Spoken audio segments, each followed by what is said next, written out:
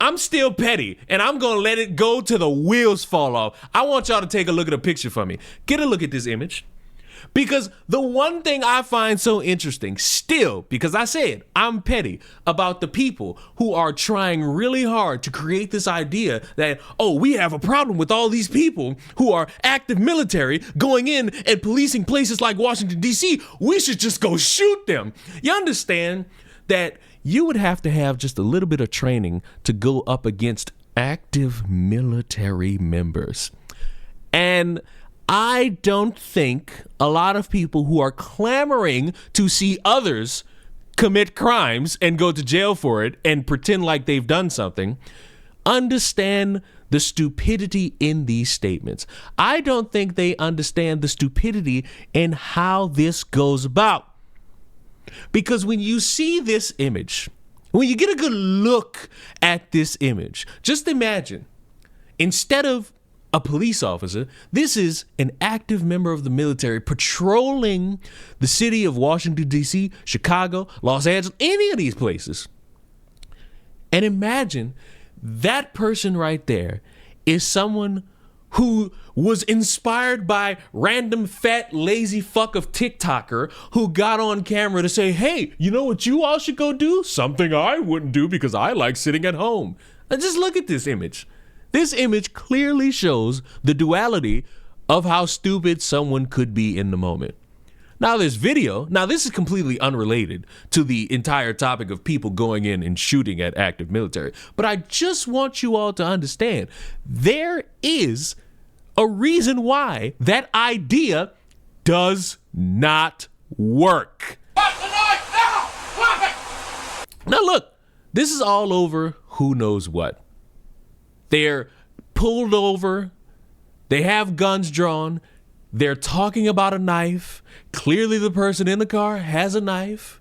Now let's see how this transpires.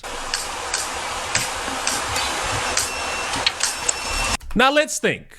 They get out the car, very fast motion. Very Speedy Gonzalez like, and I skipped forward and they're on the ground. So let me just say, because it needs to be understood, because I'm still getting people who don't understand the point I'm making. When I see someone lounging around in a chair, in their car, in their kitchen, telling you that you have a problem with something and how you should solve it while they're sitting there doing nothing, they're trying to set you up. They're trying to put you in a predicament that lands you in jail for a long time. Them people not putting money on your books. Them people not even gonna bond you out. They gonna see that and say, look what's going on. Look what's going on. They're doing exactly what we need to do. As they sit there. Look what's going on. They're doing it. They're doing it. As they sit there doing nothing. And when it's all said and done, and they get like a modicum of a victory, they go sit there and say, we did it. We did it. You didn't do nothing. You lazy, petulant child. You sat there hoping people committed a crime.